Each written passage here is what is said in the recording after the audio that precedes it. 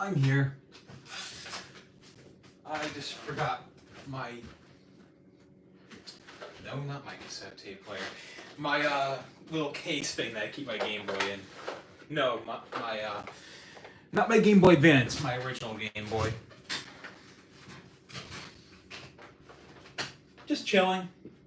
No specific theme in mind or whatever. That's why I just left the name of the stream as it is. Oh, Sir Bop-A-Lot is live or whatever. I couldn't really think of any title for the stream, I'm sorry. But yeah.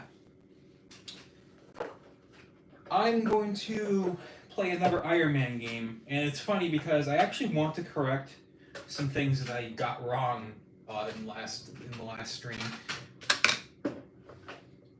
Hold on. Give me a minute.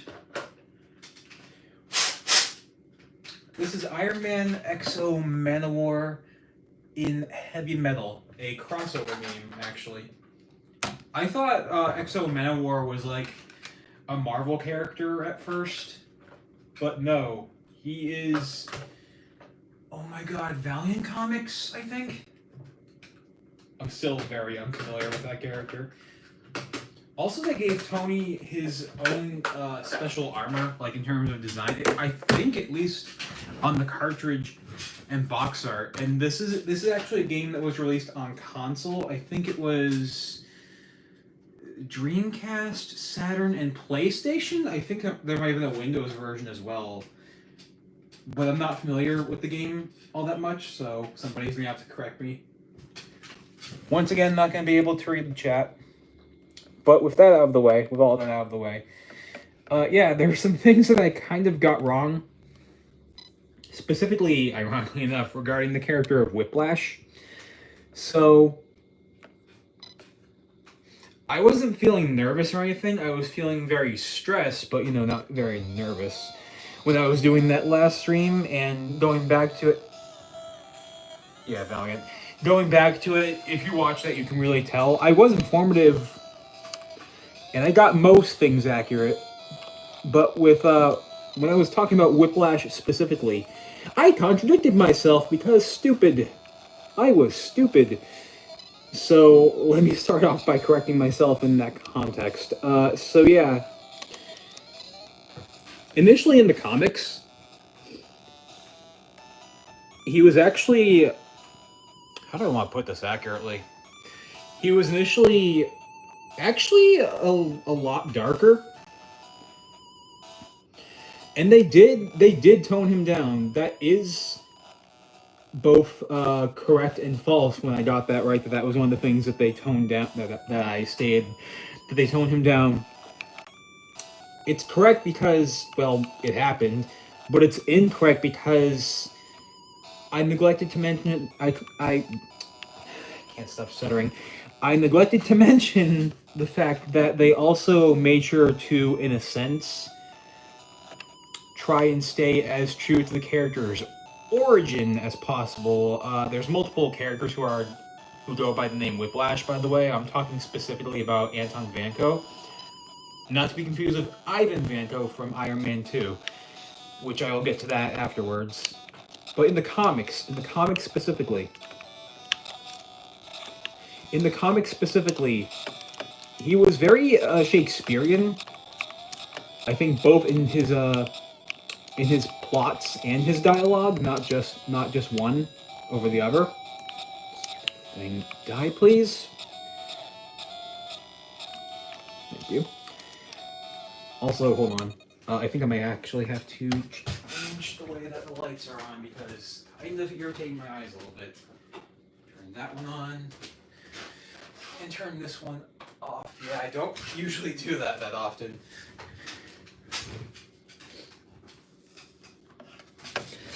But yeah, like...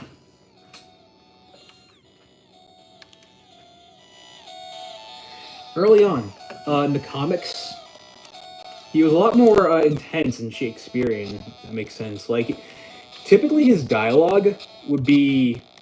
Let's just say dialogue that would not be tolerated today due to not being correct, if you know what I mean? Like, essentially not PC in a way, you could say. So weird. Those stupid spider enemies. Oh, I can't get up there. I didn't know that was a solid platform. Game. Oh, I'm gonna wait for it to recharge.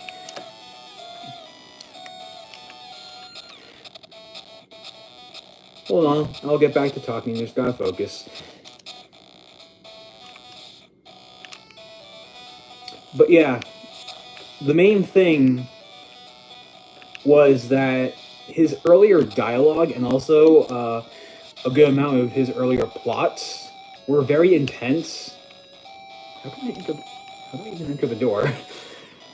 And like, he was definitely a character, that specific interpretation of the character of his time. And it's pretty obvious if you go back and look at his earlier appearances compared to his more modern appearances, again, in the comics specifically. Like, he would have that typical villain dialogue of, "Oh, I will own you. You are now mine. Mwahaha," you know, that kind of thing. But yeah, let me get on to Ivan Vanko. Whiplash from Iron Man 2. God, that's so clunky. Because that's definitely the point that I messed up on a lot. I got a few things right, like pointing out how Mickey Rourke, however you pronounce his last name, he was actually a former semi-professional boxer, and he did visit an actual Russian prison to prepare for the role of the character. That is something that I did get right. But no, they kind of amped him up in terms of tone in Iron Man 2. Which I guess is kind of accurate to his original appearance. I thought that was a stairway. Kind of accurate to his original appearance in the comics, I guess. I don't know if that was intentional, but still. God, it's so visually confusing. I can't tell where to go.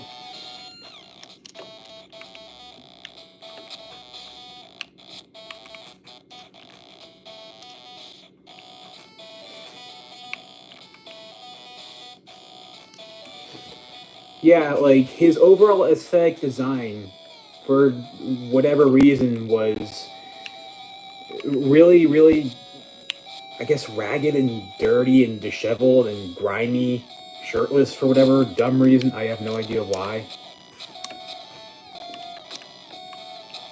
Seriously, where's the doorway? Or stairway, or whatever way I'm supposed to get in there? Stand up, please. Stand up so I can count down. Thank you. Why do I even have to pick these up if they're not really going to have any real effect aside from damaging enemies? Like, I'm not sure if there's any destructible walls I'm supposed to destroy or whatever. I keep interrupting myself because I keep getting lost. I'm sorry.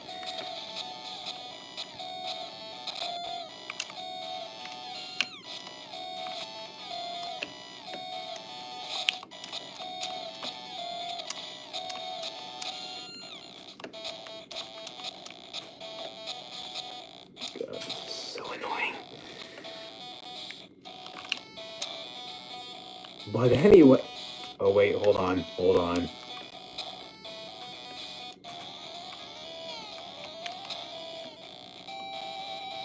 No. Game.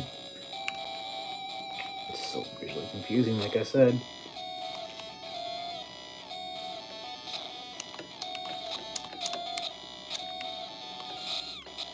Alright, I think we're making more progress. Now I can get back to talking about Ivan Vanko. So, yeah, that overall aesthetic design they had for the character is nothing compared to the way he looks in any interpretation of the character in the comics. Yes, that's actually in spite of the fact that there are multiple characters who go by the villain name of Whiplash. Also, he's sometimes known as Backlash. It depends on the character, I believe. The character who's going by that title. It'll be Whiplash or Backlash or whatever. it's kind of interesting like that. I think at first, Anton Vanko, I believe he was the very first Whiplash, initially went by the name of Backlash. I'm getting myself destroyed in here, aren't I?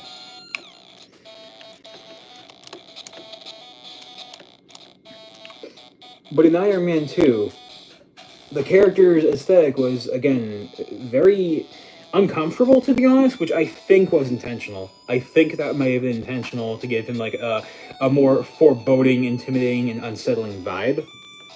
I get that because, you know, like, he's evil. He's a villain, right? But, like, his overall vibe, like, in terms of personality, though, yeah, that's definitely really uncomfortable. I have to watch Iron Man 2 again. Why am I constantly running? I definitely have to watch Iron Man 2 again. It's been a while. I'm currently rewatching Iron Man, you know, the very first one out of the trilogy. And I'm not looking forward to Iron Man 3 for obvious reasons. But yeah, they made the character, like, oh my god, I don't even know, man. Like, they gave him this really fixation level creepy obsession with Tony. Like, it's probably even more uncomfortable than the way that is in the comics. Like, don't get me wrong, I think I mentioned that last time, how he has, like, that hyperfixation with hunting down Tony in the comics. Even now, it's kind of toned down for the most part. Well, of course it is now drastically because of the whole comics code or whatever. But actually, I gotta correct myself once again. I believe that was actually the case with the character in the comics back then. But in Iron Man 2, with Ivan Vanko, not Anton Vanko, it actually gets really uncomfortable at times. Like, he has this like, almost, like, predator and prey obsession level, well, obsession with Tony Stark. Like, it's very creepy. It's very unsettling. And like I said, I get that, you know, like, it's the whole, you know, standard thing of hero versus bad guy dynamic, but, like, that just takes it way too far, I think.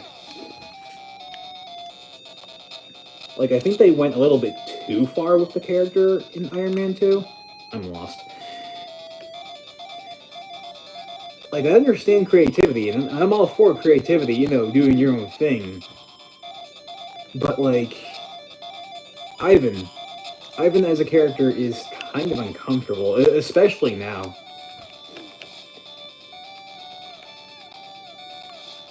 Like I mentioned, the overall aesthetic, like the whole grimy and gritty overall aesthetic thing. I get that. It's supposed to be a, pardon the pun, stark contrast. Like, you know, Tony's armor is, you know, all shiny and professional and high end looking because, you know, he's rich, he's a billionaire, blah blah blah.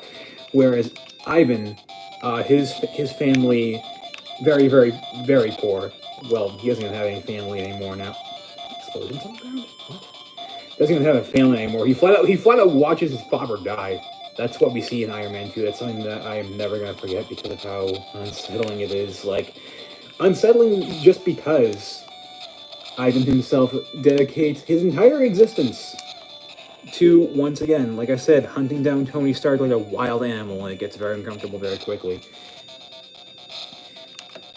And apparently, I believe this also applied to the character in the comics as well.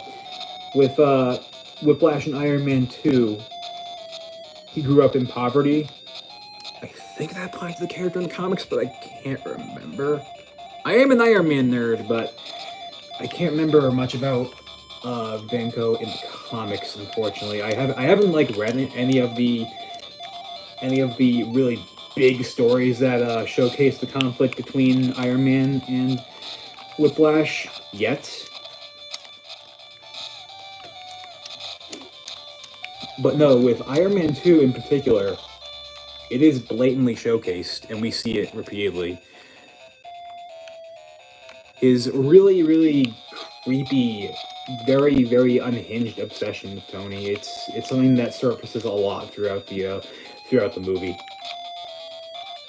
Like I said, I'm pretty sure they were trying to reference how, to be honest, like I said, creepy and unhinged the character was in his inception or something, but like, I'm sorry, that just does not age well. I understand if you want to be creative and reference the original inception of the character, but I think you guys took it way too far. Literally the only thing that I remember, because of how freaking hilarious it is the meme. The meme. I want my bird. Like, what? Why was he obsessed with birds? I'm still never going to understand that. Yeah, like he had a bird obsession for no reason. I still can't comprehend that. That wasn't the thing in the comics. I don't remember him having a pet bird in the comics either, guys. Guys, I'm referring to Marvel specifically. But yeah, like, what was that all about? I really don't know. Oh, I see two people join the chat. First of all, I unfortunately still can't read the chat because I'm playing the game right now. But yeah, I was talking about Iron Man, specifically about the character Whiplash. I am playing an Iron Man game right now. You probably can't tell because, yeah, that's supposed to be Iron Man. It's like a, well, to be honest, lifeless character model. It doesn't even resemble the character at all. But yeah, it's supposed to be Iron Man. Oh man, at least the 3D renders of Iron Man Exo Manowar on the character select screen are actually really solid. But yeah, currently rewatching Iron Man. Like I said, I love that movie. That is definitely an S tier movie. To be honest, Robert Downey Jr.'s performance alone makes that an S tier movie. I can't even think of anything that caused that movie to age slightly badly, like, at all. I really can't. Iron Man 2 is the one that a lot of people, myself included, consider a misstep. It's very easy to see why. It's kind of a divisive film. And if you're an Iron Man fan in particular, you know what I'm talking about. I already mentioned Whiplash. That's probably one of the aspects that most people don't like about the movie. I don't like it because of how creepy it is, like that particular version of the character. Why can't I just kill that thing? Stop it! Thank you. And as for Iron Man 3, not looking forward to that. I'm really not looking forward to that one. That's the one that we don't like. We, and by that I mean specifically Iron Man fans, we don't like Iron Man 3. I mentioned this before and I'll mention it again, but Iron Man 3 is such a step down. It has nothing. Like, it has literally nothing action-wise going on. I mean, like, there's some bits of action, sure, but, like, they are so minute. And that's not including, like, the most insulting parts of the movie. Insulting specifically to Iron Man fans. Yes, House Party Protocol. Great idea, guys. Have Tony blow up all of his suits of armor for no reason. Disco, gone. Nightclub, gone. Every single suit of armor, gone. Like, what? That's such a dumb idea. I forget if there was like an actual story reason for it, like if you wanted to make sure that people couldn't steal his tech or whatever, which is actually a common theme in the Iron Man comics.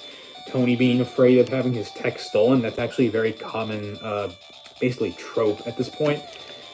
But like, it really felt like they didn't know what to do with the plot. And it's no offense to him himself, but oh my god, Robert Downey Jr.'s performance in that movie is so bad. Bad in the context of he does, like, his character does literally next to nothing in terms of, like, actual, well, action. It really sucks, to be honest. He's just there, like, out of his Iron Man suit and, you know, just in his lab doing largely nothing. The only remotely quote-unquote important thing that you could say he does is the House Party Protocol, which, yes, it is a very insulting scene in context. If you're an Iron Man fan, that scene is going to piss you off. How come there's like there's no map in this game? It really sucks. clear that this is supposed to be a big map.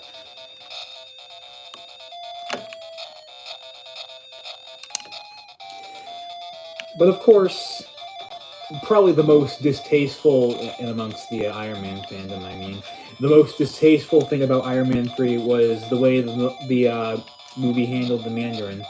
Especially, it hurts doubly so because the real Mandarin, he is out there. If you've watched that one-shot movie, All Hail the King, it's actually directly stated. I think that version of the Mandarin appeared in Shang-Chi, which I have not seen yet, for the record.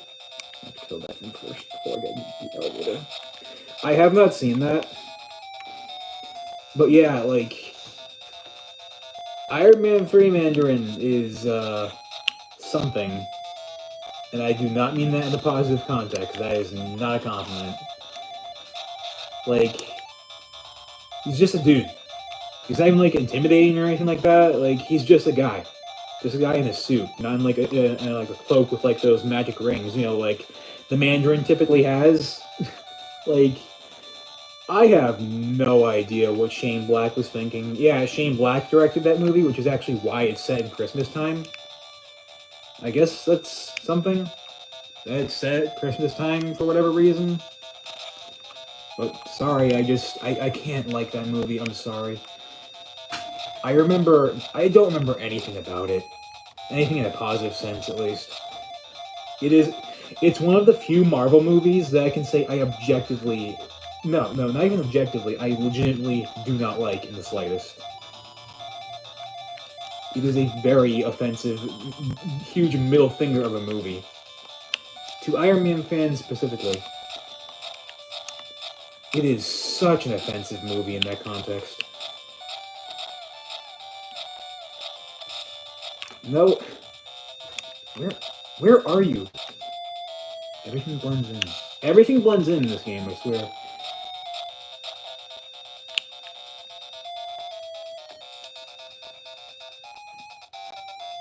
I just died. Whatever. I'll play as Exo Manowar.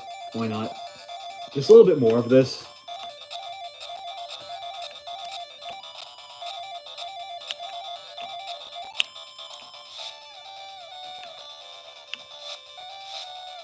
Oh yeah, he has like a... Pretty sure it's like a sword or something. Anyway. Back on topic. Yeah, Iron Man 3 is the one I'm looking forward to the least. Let me tell you that.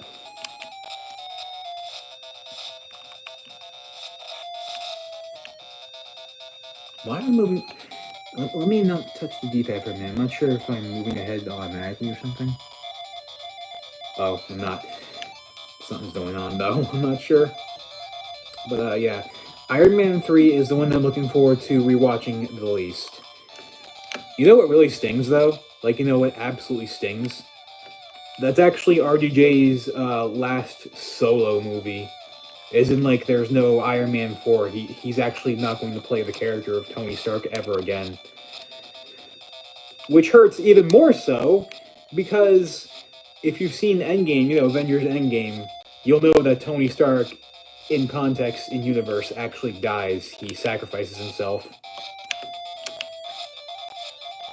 How am I not killing that guy? So yeah, me as a hardcore Iron Man fan, more than a little bit upset.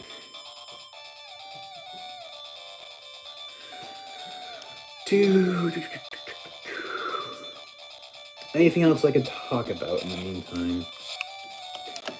Oh, I got Wild Guns Reloaded for the Switch, which is apparently a remake of basically a cult classic Super Nintendo game that I hear a lot of people love. The controls are rather strange, but that's only because it's not your traditional side. It's not even a side scroller for the most part. It's meant to be something like an actual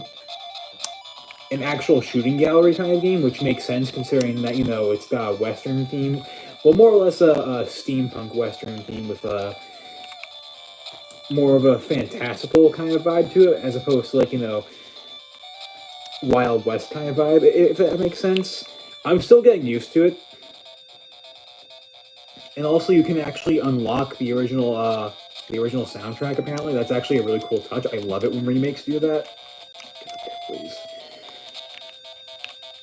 Oh, dead end. I have been playing some more TMNT Splintered Fate, especially because I got the Casey Jones DLC. Casey Jones is like a freaking hilarious dude, freaking hilarious character, by the way. Like, I love how, like, the original version of the character specifically, not the future interpretations of the character, but, like, the original interpretation of the character, both in the comics and in the 87 cartoon, he actually didn't have any reason to fight crime. He was just, like, unhinged and really didn't have, like, a vendetta against the Foot or anything like that. He was just really stupid. That's his whole personality, specifically in the classic comics and cartoon, like I said.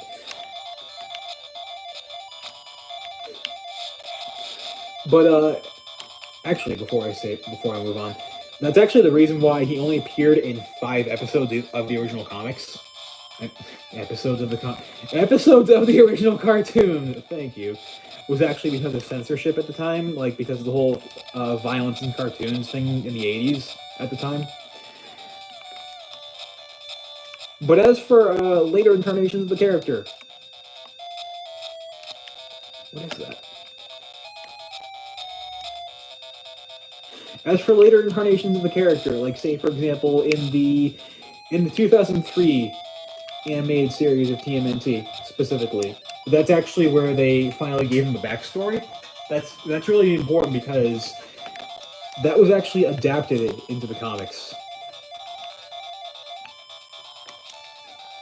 Kind of interesting. Yeah, I've been playing as Casey Jones in Splintered Fate. Nitrom announced a brand new game for the Switch 2, and I'm not really happy about the Switch 2, by the way. Like, what I mean by that is, I think it's going to crash and burn. Especially because the asking price for the games is absolutely ridiculous. And don't even get me started on the asking price for the actual system itself, bundle or not. It's ridiculous. And, like, I get it. Something of that caliber, especially something that's actually going to be running Cyberpunk 2077, that costs a lot of money. I get it, but, like, you guys are Nintendo, and you have a lot of happiness and joy spread to everyone, yet you'd rather be as corporate and lifeless as possible in that context. Yeah, that says a lot, doesn't it? Like, I expected better from them. I thought their primary focus was, spreading joy or whatever, but, like, that's so corporate. I don't like that. Die, please. Die, please. Thank you.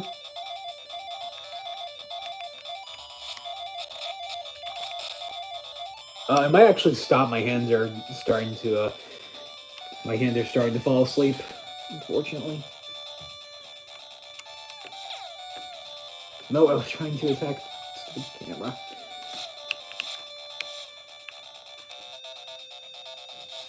I like the music in this level, though. It's pretty cool. Oh, I almost forgot. 2 more things I can mention before I wrap up the stream. Going back to the TMNT thing, I actually got the soundtrack in both CD and cassette format of Hyperstone Heist. No, don't walk away.